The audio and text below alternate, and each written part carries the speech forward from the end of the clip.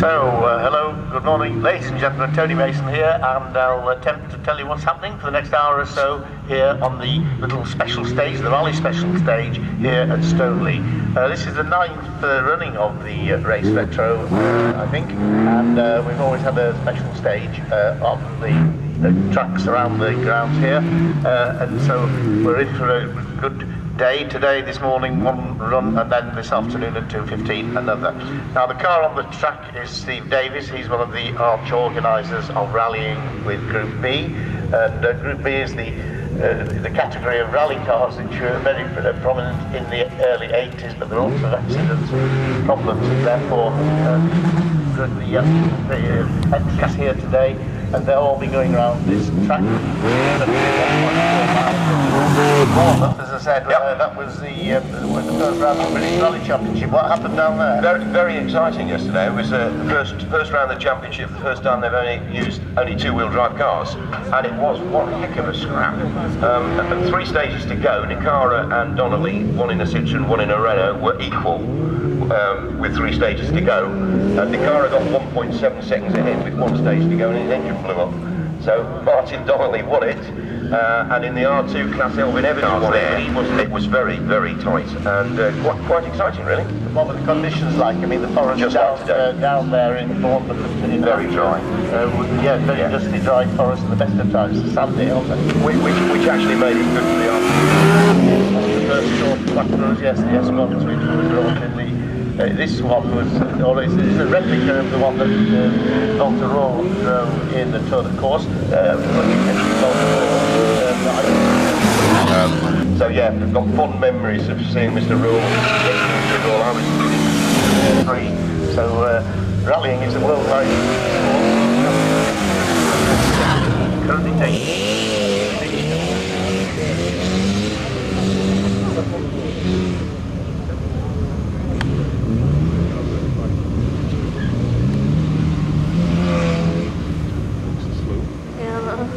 So, Minis now, with the first of the Minis today. Mini Coopers, of course, in the early 60s that really set the rallying calendar alight, because they won the Monte Carlo rally straight off in 1964 with Paddy Hopkirk, who went on to win it again another 3 times. And the little Minis were really amazing, successful in the European Championships, and one of the best drivers in Minis in that era more recently is Jeff Williamson. He's driving this one, which is a Mini Clubman model, and Jeff Williamson was an auto. So Jeff here, they call him Jumping Jeff Williamson. He was always 4 wheels in the air wherever you saw him. Last year he was driving a Mercedes. He's got a collection of cars now. 1975, because he was asking me if I've got all the details. I have somewhere, but it's in a box in the roofs. So I've got to go and dig that out for him.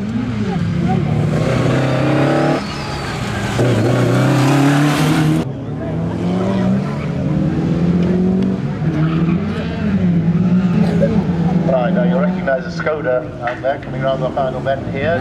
Skoda, which is John Melling. Of ours, and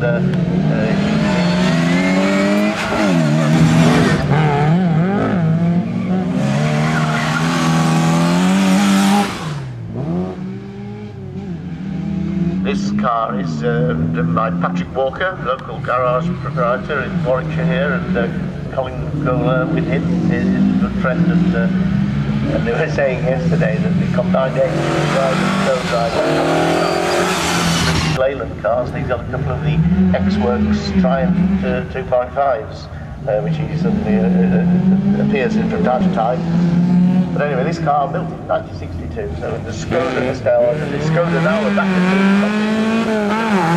the Volkswagen group, but in those days the old Skoda came from. So Paul Howard again here now in the Opel Skoda. You get 1 or 2 cars that you haven't seen before, but many of them are sort of rotating and coming around for the 2nd and 3rd runs. The Dolomite Sprint, the Triumph Dolomites, which were quite successful, probably more so in racing than rallying, in actual fact. And this one, Group 2 Sprint, driven by Stuart Anderson. The Dolomite was a successful rally and racing car, but probably more success in racing than rallying. Tim Parker-Garner in the Fiat. I ran the Fiat team in the UK for 1 year in '78, just for the 1 year, and we had two unknown Finns, Marco Alain and Timo Saladin. Yeah, it was a great car. I've got Walter Hall did a lot of them. He lives in Jersey, and the car's got Jersey. It's in somewhere in the south of England, and he pops across and brings it up to these events. But this Fiat is the Tipo, it's the proto-Tipo and the prototype. The enthusiastic rally members. Philip Morton driving this one, little Fiat.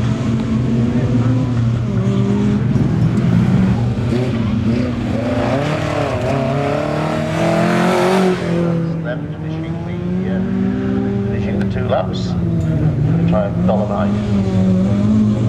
And basically it's an hour's demonstration of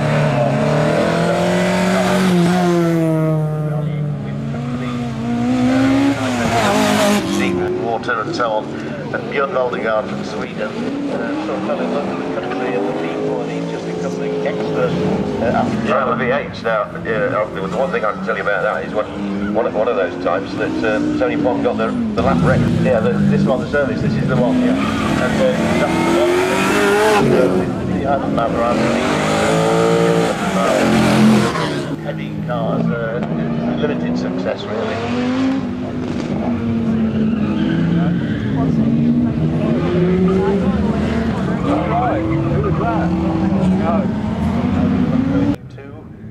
Run events in Corsica, Finland, San Remo, Monte Carlo. Very, very powerful cars, very difficult size. Successes they had in World Championships with Harry Nicola and Duncan Holder.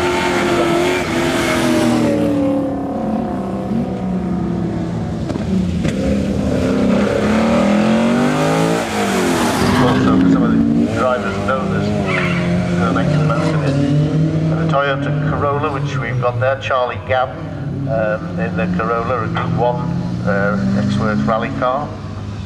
Started life in the 80s, and that was part of the Toyota Team Europe team.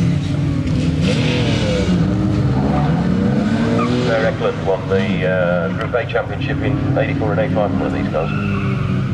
I think that is that was No, it's not you.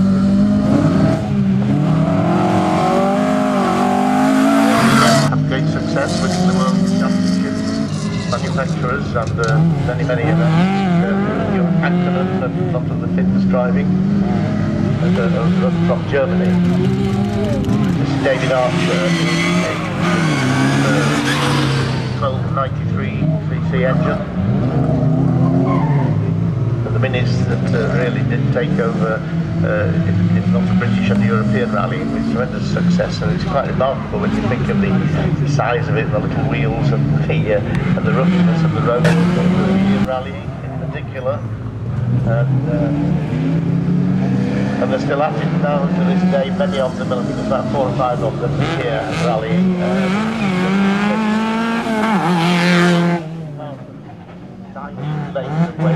So middle of the night, all these night rallies, we all used to compete in minis and unbraked